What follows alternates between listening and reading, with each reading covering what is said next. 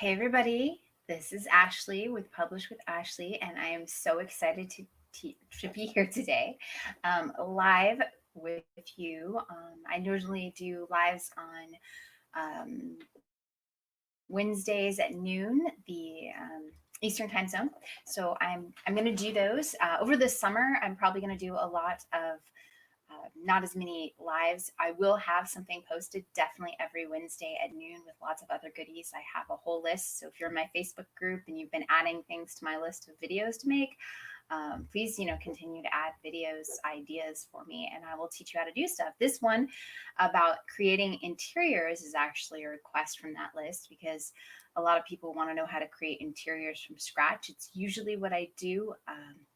I have a few things like basic lined paper dot grid stuff that I use for note pages that I don't really create that myself. I just use tangent templates or book bolts for basic stuff like that. But most interiors I tend to create myself. And so I wanted to show you how I do that. But make sure to make suggestions on my Facebook page. If you're not a member, join. They're in my on the show notes. You'll see that. Sorry for you who normally watch on Facebook. Facebook was not cooperating and it forced me, it didn't want to talk. Didn't want to do a live stream today. So it's all on YouTube, this one. And I posted it on the Facebook group. Okay, so how to create interiors from scratch. What my favorite tool, let me share my screen. Share screen. Okay. Screen, share, and okay. I'm going to move that over there. Sorry, it's going to take me a sec to share. And okay, there we are. Okay, so what I wanted to show you is I like to do my interiors in PowerPoint. I know you can do them in Canva, but for what I like to call boxes and line type drawings, so basically where I'm going to do boxes and lines and some basic text, I really like PowerPoint. I think it works really good for interiors. It makes a lot of it really simple. It makes a lot really simple. If you're just going to do boxes and lines and things like that, because you can align stuff. I just like PowerPoint for interiors. I am going to do some how to do interiors on Canva, but honestly, I create a lot of my from scratch interiors on Canva, or not on Canva, I'm sorry, on PowerPoint, because I just really like it that way. Okay, so question, how does the number of books you have versus the books you sell have any impact on your account or ranking? No, I don't think so.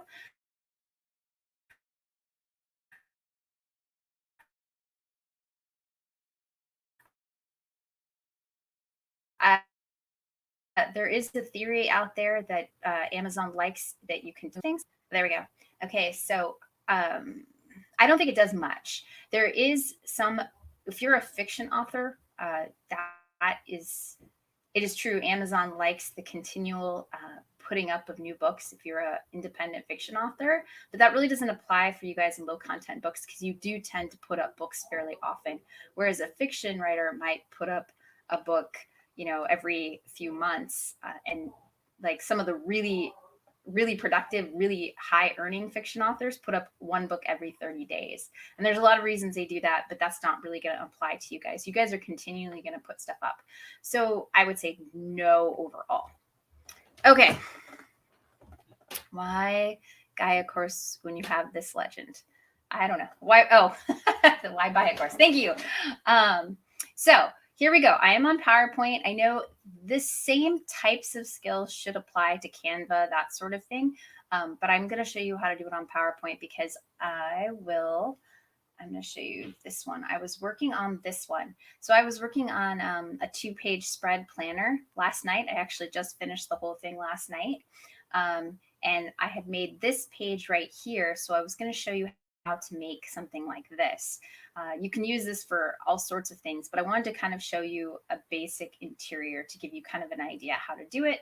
So this is like a 2020, this is like an annual plan. So you could make, for each month, January, February, March, through December, they could put like goals or thoughts or things to remember. And then they have a little place to put their goals. So it's kind of like that year at a glance look. And so I did that as part of my planner. All right, so let me go back to this lovely blank interior. Okay, so when you open PowerPoint, you're going to see this. So the first thing to do is to get the right sizes. So in PowerPoint, you hit Design, which is up here, and you're going to hit Slide Size and Custom Slide Size. And then this is going to be, you can make whatever size you want, but I'm making this 8.5 by 11, 8.5 by 11 inches. So this is in inches. And I know some of you, there's a conversion if it's in meters, centimeters versus inches. And there's a way to do that. I know I've said in my Facebook group how to do that, but you can also Google it. It's pretty easy. If yours is set in centimeters or meters for centimeters, I would suppose for this instead of inches, because the print sizes are in inches. Okay, so 8.5 by 11 inches, and then you're going to hit OK. And it doesn't really matter since your slides are blank which one you hit. The next thing I do is I just go here because it automatically puts a title slide, and I just click on it, and then I'm hitting delete on my keyboard. You can right click on it and hit delete, but I just think it's easier sometimes to use the delete button. Okay, so now I have a blank slide. Now, remember for our interiors, you can use bleed or no bleed. I tend to like no bleed for interiors unless there is a reason I am doing bleed, because so I would say if you're a beginner, go for no bleed in the beginning. Just make your margins and edges at the right amount, because the bleed has a lot of things that trigger the errors. So the computer, the algorithm, when you're trying to submit it, it has all sorts of errors that can occur when you're doing bleed. So generally, if there's not a reason I'm doing bleed, then, and for newbies, I would say just start with no bleed, because it's going to cause you a whole lot less problems. So the dimension size is going to be exactly what the book size is. So in this case, 8.5 by 11. So my interior page size, because I have no bleed, is 8.5 by 11 inches. So that makes it really simple. So if you're doing a 6 by 9 interior, 6 by 9. Okay, so it's pretty simple that way. And you can fiddle with bleed as you get better, but like I said, unless there's a reason I need bleed, and I don't need it too often, I just kind of avoid it, because it triggers too many errors. All right, so I've got this blank page, but I want to show you something. I have this nifty, handy dandy KDB calculator that is actually on KDP, and it tells me cover sizes. It tells me all sorts of things. So let's say in the end, this is going to be an 8.5 by and 8.5 by 11, right? So I could click other things, but this is 8.5 by 11. It's going to have 120 pages, just let's say for now. I think this one that I actually created has 134 because I wanted my no bleed. So this gives you 3 different options. Manuscript, did I say with bleed? Did I hit with bleed on that? Let me go back. Main menu with no bleed. Okay, so I don't know why it says that. Oh, if I wanted to go back and fix it. Okay, so here is the manuscript with, oh yeah, it's saying it right here, with no bleed. And it's telling me that my outside margin is going to be 0.25 and that my gutter margin is 0.375. So what I usually actually do, what that kind of means is your outside edge around here, you need it 0.25 from the edge and 0.25 from this edge. And then it's going to be more space in the middle because you have the spine, right? You're opening it, so there's going to be more space. What I usually do, because then I don't want to have to worry about left or right pages, I just pick the bigger number. So you're going to pick 0.375. All right. So now I'm going to go and show you where you can get this KDP calculator, because it's really good for things like the cover. Everyone always asks, what's the right cover size? This tells you exactly everything you need to know. And I know there's templates that you can download, but my experience with the templates is they cause me more problems than they help. So this, I have a ton of things on YouTube with covers. I do a lot of cover. I have a whole playlist on covers, and I'm going to add to that too. But I go through this every time. So if you need to know these different numbers, you can look for that. But with no bleed. The big thing to know is 8.5 by 11, right? Because the interior is not going to change because we didn't add bleed. And then the big thing to know is this 0.375. The outside, like I said, is 0.25, but it needs to be at least that. And so I'm picking the bigger number to make this easier on myself. All right, now where do you get this? I actually have a link in there, but let me open up the site I have it on. I don't know where it went, but there is a link actually on KDP that it's probably actually here. Here it is. Yeah, here it is. Okay.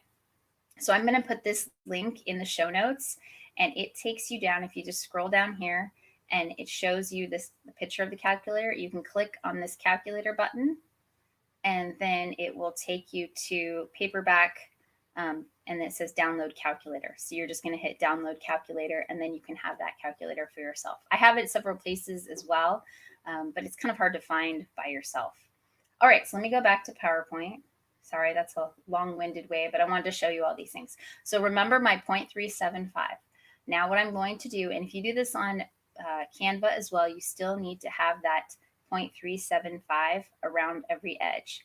And you can make grids on Canva, but I'm actually going to right-click, and I'm going to grids and guidelines, and then I'm going to add a vertical, and I'm going to apparently do public math here. This is a 4.25, so 375. Actually, I'm just going to use a calculator because I don't want to do public math here. All right, so it was what, 4.5? What was it, 4.5? Is that what it was? Yeah, 4.5. So wait, was it 4.25? And math in public, right? 4.25. Okay, let me go back there. 4.25, so 25 minus 0.375 equals. So I need it to be at 3875. 3875. Okay. So now I'm looking when I move these over. I know it's really tiny and you guys can't see, but I'm looking for 3875. Let's see, 388. That's about as close as I can get. And that's fine because it just needs to tell me where my edges are. So I don't want anything outside these edges. So now I'm going to do that for the other side. I'm going to add another vertical line. Go over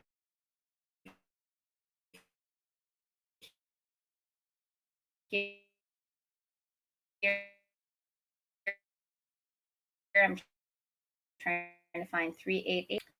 So I added a horizontal line. 55375. Oh no, math in public again. It's going to be about right there. So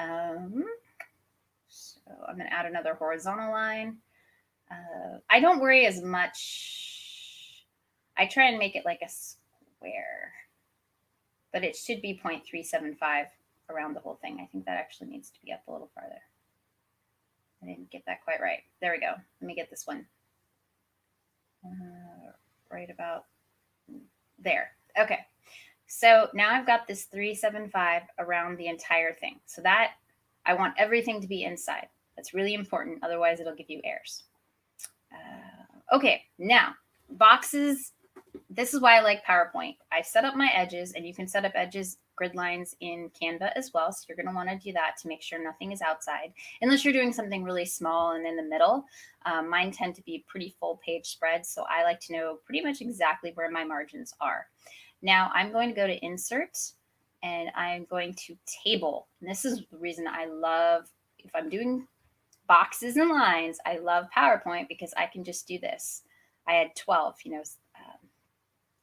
January to December is 12 boxes, right? So I have this, and I know it's a funny color, but I'm just going to get it the right size for right now. So I'm going to make it about like that. See, this is why I like to know where my lines are, because I like to go pretty close to my lines. And I know I'm going to want it to go down about here. And then I'm going to have the goals and check boxes there. But oh, wait. Let's see. I'm actually going to make this a little smaller because I need to have some space to write that up top. Now, I know it's centered because this little bubble here is right on my middle center line, so I know I'm all centered. Now what I'm going to do is I'm going to highlight all the boxes, and I'm going to change the color. I'm going to do a few things. So I'm going to go borders. I want borders. I want it to be white. I don't want it to have all those colors. And I want, let's see, what else do I want? Okay, so I want to change I'm going to go to home. That's where you can get the different fonts. Home has a lot of different things. So font up here, I'm going to change it to, I like Garamond actually for one of the nice readable fonts. A nice readable font. It's a free one that is included. And I don't know the exact size yet, so I'm not going to fiddle with that until I know. But I know I want my words January, February, and that centered in the boxes. So instead of being towards the left, I'm going to center them. And I'm going to make sure that my text is black. Okay. If you don't, for some reason it wants to write the text in white because it had color originally. So otherwise, when you start typing, you don't know what you're typing. So now I'm just going to type January, and I think it's in bold. I don't want it bold. So now I've got to re-highlight all my boxes, and I'm going to unbold them. Okay. January. Okay, that's pretty small. So let's see. I'm going to highlight that one and figure out about what size. 18, 20. We'll do 20. Now I want to, again, highlight all my boxes, and then I'm just going to type 20 in here so that everything's the same size. Now I'm going to hit undo. And I'm going to hit February, March,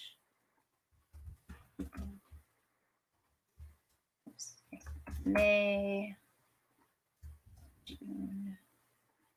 And you can see this is really fast. If I was a better typer, it would even be faster. I forgot what it's on. June, July, August.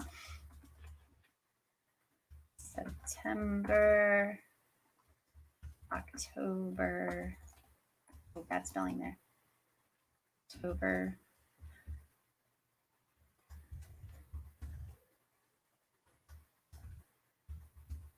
Okay, so there we go. I have basically boxes labeled with every single month. Now I'm going to create those goals with the checkbox and that.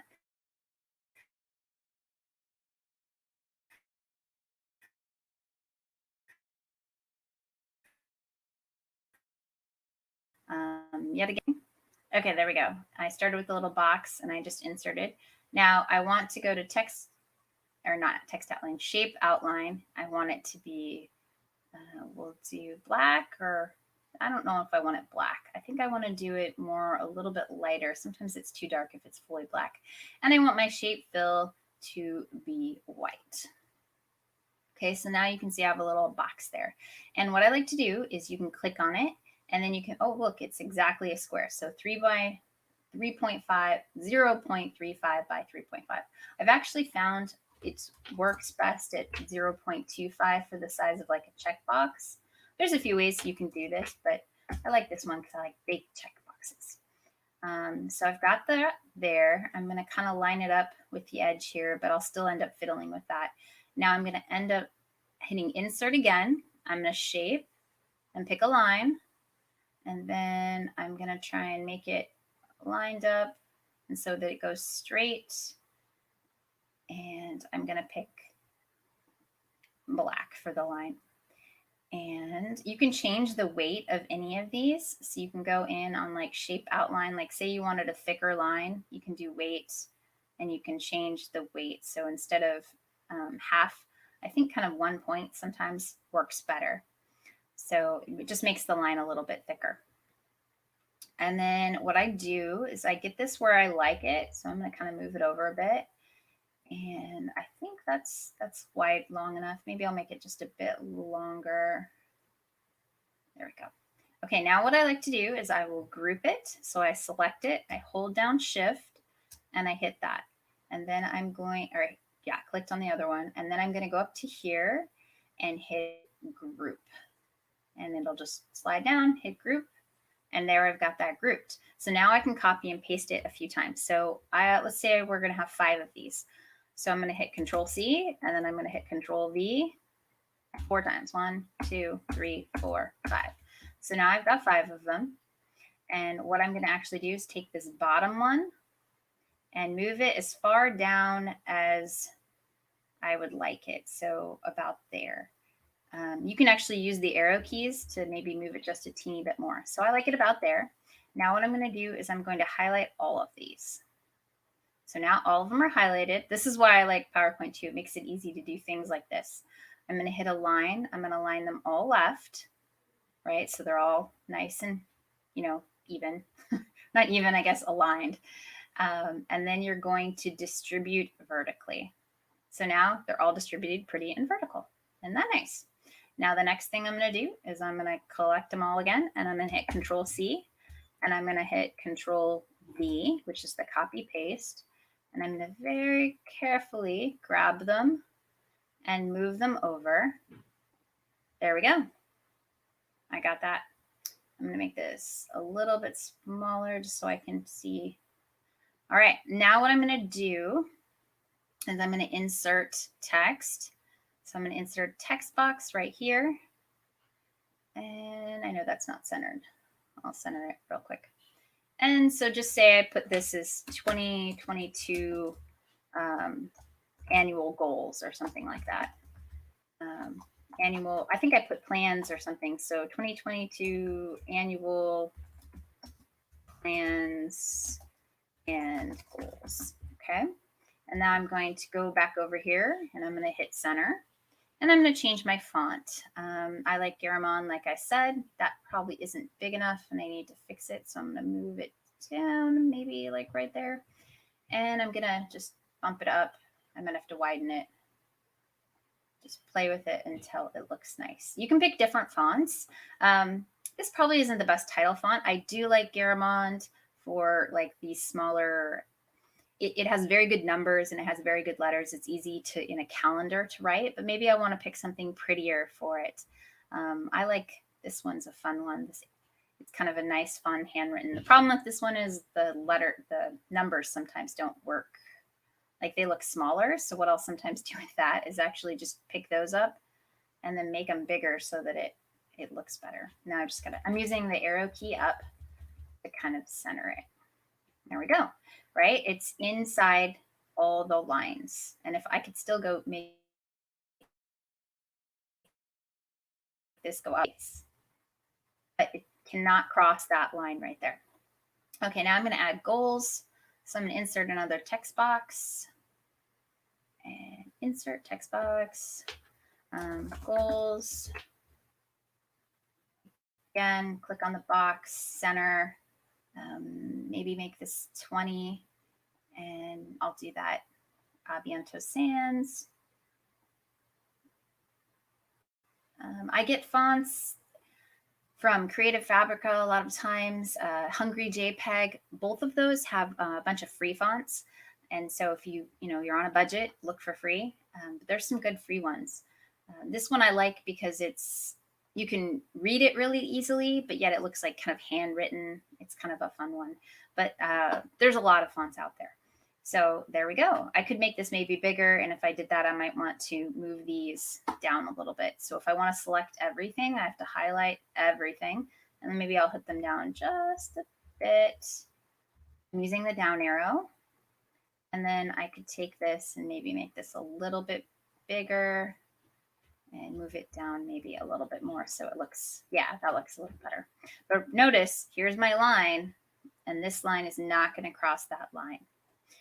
So that's what you just kind of make sure. Okay, questions, thoughts. This is kind of how I do this. So what I did for to make, let me go to the other one. Yeah, that one. Okay, so this is a 2-page spread I created. So you're having Sunday, Monday, Tuesday, and then on the next page, so it opens up flat, is Wednesday, Thursday, Friday, Saturday, right?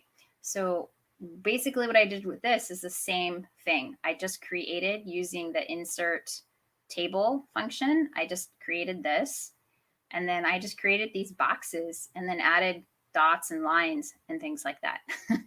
So when you're creating like these box and line type things, it's pretty easy. This was still that whole grid. And then what I did, you can see, is I overlaid 2 boxes. So this box just had a white box, so it kind of covers up the boxes. And this was just to make it fun in dot grid. Okay, let me undo those so I don't save something I shouldn't.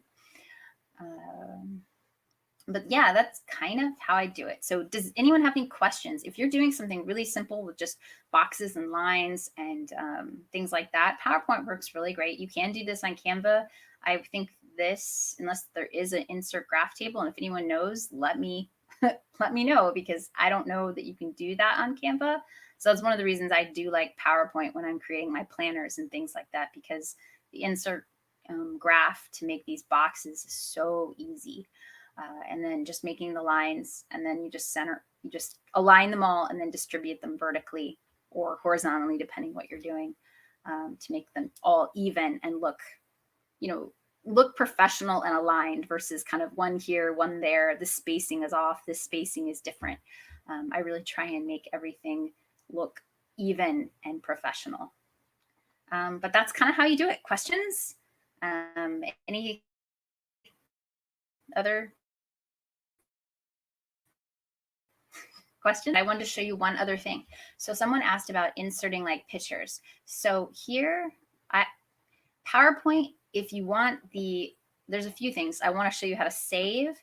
And then I want to show you that if you insert a picture, you want to do it through insert pictures, because if you copy paste it, it lowers the DPI, and you always want your DPI really nice. So let's say you wanted to add cute little flowers. So I insert this cute flower, and I'm gonna, size him down and put him in the corner. Maybe I'm gonna overlap over here. I'm not sure. He looks pretty tiny, but this is also at 50%. So let's actually make it at 100%. So if I was actually using this planner, I could see what this would be. So I've got to size him down so he's within those lines. So there we go. He's probably good. Now, let's say I could just copy. It's okay once you're in this to copy paste. So Control C, Control V. It should be fine if it's on the same page. It's when you're trying to do it from other files. It's just not gonna, it's gonna copy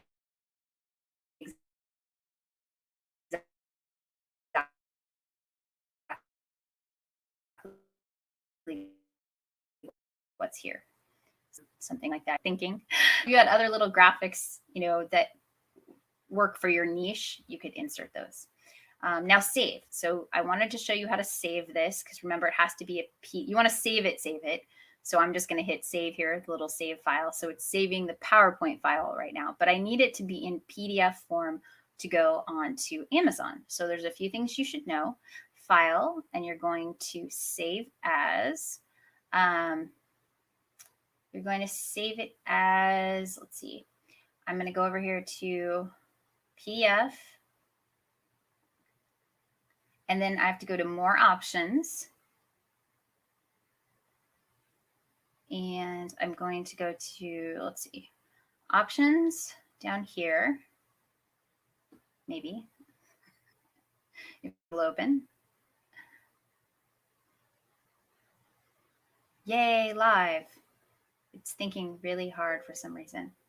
Okay, so let's say if you were saving like just one slide, or you're doing just one part, you could pick all or current slides. So I just wanted to show you where this is. You don't normally have to actually fiddle with this, but sometimes I'll go in here because I just want to save like a certain selection, maybe pages 1 through 10 or whatever. In this case, there's only one slide, so it doesn't really matter. But you're also going to, it's just not going to work today. I think I have too many things opened. You're going to go over here to Tools, which is over here when PowerPoint decides to respond. Tools, Save Options, and you're going to go to Advanced. And instead of high fidelity, you're going to go to 330 DPI. Another thing I like to do is if you have any sort of picture in there, you can hit Do Not Compress Images in File. It will make your file bigger, but it'll make sure that your images don't go down to 200 DPI. So otherwise, because it will compress your images. So you can hit Do Not Compress Images. But if you don't have any images, like if I was doing this calendar with no images, no flowers or anything like that, it wouldn't matter because there's not an image to compress. And then you just hit OK. And you name it whatever you want, and you hit Save. And that's kind of how it works. So now it's going to save. It probably will open on my computer once it's done saving.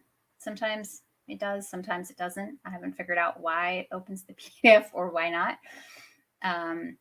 But that's kind of it. So let me make that smaller. Okay, any other questions? That's kind of how this works. You just need to, so once you create it in PowerPoint, definitely save the PowerPoint file. So if you ever want to make changes, you can make changes. And then you just need to save as a PDF, and you need to make sure to go into the tool, the save options, and then go over to more save options, and then make sure you change it to that 330 DPI. And also, if you have graphics, to click the don't compress the graphics. I looked under templates, and there is a graph table, but I like your system because you can make your own designs. So that's true. I think there is some graph options. I just haven't fiddled with it in Canva. You're right. Like that's why I was like, I think there's something about a graph, but I don't think it's as versatile as this. So that's why when I'm doing planners, and that's probably why a lot of people, when they do planners and things, they like to do them in PowerPoint, because that graph tool is so it's so useful. Makes it so much easier than trying to have to do like lines in a box, and that's really hard to do. But this makes it super simple. You just pick how many and you're done. But yeah, you can make this any way you want. 6x9, 6x9. So for planners, the three kind of popular sizes for planners are 6x9, which is kind of like carry with you travel purse size. There's 8x10, which I don't think is as popular as 8.5x11. The 8.5x11, 8x10 is popular, but I think the 8.5x11 is more popular. I'm an 8.5x11 planner type person because I like to be able to put sheets of paper that I write notes on and stuff it inside. And I know there's people like me who like the big. I just like mine big, and I don't carry mine in my purse. It sits on my desk. So I actually prefer the big one. I like more space to write in. I like it to sit on my desk. But the kind of the two sizes I think are the 8.5x11 and the 6x9. But I know there are some that are 8x10, but they're not as common. So maybe try that size. But I kind of think there's two people. There's the people who want to take it with them, and there's the people who want it just sits on their desk. And so I think if they want it to sit on their desk, they like the bigger size. Okay. Have you a video for doing coloring books this way too? Yeah, you can create coloring books in this. I have a few ways. There's a video on like how to insert a bunch, like if you have a bunch of pages or PNGs. I know I have a video how you can do it super quick. I can show you really quick. You just hit insert. Let's say you have in a file a bunch of coloring pages already there. You can just create a photo album. You hit this album button, and then you can pick the file and then just pick the pictures, and it will just insert the pictures right in. It's pretty easy. Let's see. What other? Have you noticed a difference in print quality PowerPoint versus Affinity Designer? No, but it depends what you're doing, right? If you're doing really high graphic stuff, I imagine Affinity Designer is good, but I have created kids coloring books on PowerPoint. I do it all the time. I actually I know a file in my Facebook group showing how I do it, but I was going to actually do another one on YouTube here in the next few weeks about how to make a coloring book or children's books, like full color on PowerPoint. You can make them in Canva, you can do it stuff, but there's a lot of things on PowerPoint I like that you can't do on PowerPoint. Or on Canva. I tried to do them on Canva and it did not turn out well. So I think the quality is great. There are a few tricks you do need to know. If you're going to save anything in PowerPoint as a PNG, you need to change your registry to make it force it, because it wants to save a PNG as 220. You have to change the registry of PowerPoint so that it saves as 300 dpi. And there's, I will put a link. I'm actually going to make another video to show you where to do this, but I had the video up. Let me see what I searched for. Oh, where did I have it up? Is it that one? Okay, I think it's this one. Yeah, change PowerPoint settings. So if you click on Google change PowerPoint settings to increase DPI, or I think the other way to search for it is export high resolution slides. A few YouTube videos come out. There's this little 3-minute video one I used on how to export high resolutions. And it's not really complex. You do have to kind of stop the video and then find and stop and find and stop, but it's actually fairly easy to do. Here is the actual PowerPoint definition of how to do it, but it's not a video. It just tells you in words. So this video right here does exactly the same thing. It just shows you where all those things are versus PowerPoint telling you in words, or Microsoft telling you in words. Okay, let's see. All right, other questions. Yeah, I'm learning Affinity, and me and Affinity and fonts don't like each other. It doesn't like my fonts when I try and embed or flatten the fonts. I've had problems, but I know it's me and not necessarily KDP. I know I'm exporting it incorrectly. And so I just need to take the time to figure out what I am doing incorrectly. Just like in PowerPoint, where there's that trick where you have to do the save as function for the PDF and then make sure to change it to the 330, it'll be fine. And I have a ton of these that I've done like this with just what I call boxes and lines, and they turn out perfect. Like there's no bad quality because it's really a simple, it's a line, it's a box, it's type, and PowerPoint does that really well. So it exports really well to a PDF. It's simple. And if you're doing simple graphics like these little flowers and things like that, they're going to look fine because it's really a simple type design. Okay. All right. I hope this was helpful for you guys. It's cutting out. So I do create them in Canva as well, but I do different things. But if I'm doing just, like I said, the lines and the boxes, I like to do it in PowerPoint because I think it's easy if you just know a few tools. The graph function, insert, shape with the box and the lines, and then the align functions. And that's kind of all you need to know to do this. And then, yeah, the centering, you can center, but those are pretty basic, changing font centering, stuff like that. All right, I'm going to go. You guys have a great rest of your day. Make suggestions of other things I can help you with. I'm happy to help and show you what I know. I think KDP is amazing. I think there's so much to learn. I learn new things all the time. I'm learning Affinity. I can do some basic stuff in Affinity, but I'm still learning that too. But I always pick the tool for the job that I think is easiest. So I know Affinity has some great functions for other things I want to do, but for stuff like this, I think PowerPoint is really powerful and really easy. All right, I will talk to you all next week and live, and I will be doing videos in between. I think I'm going to do a few more niche finder videos. So I'll see you then. Bye.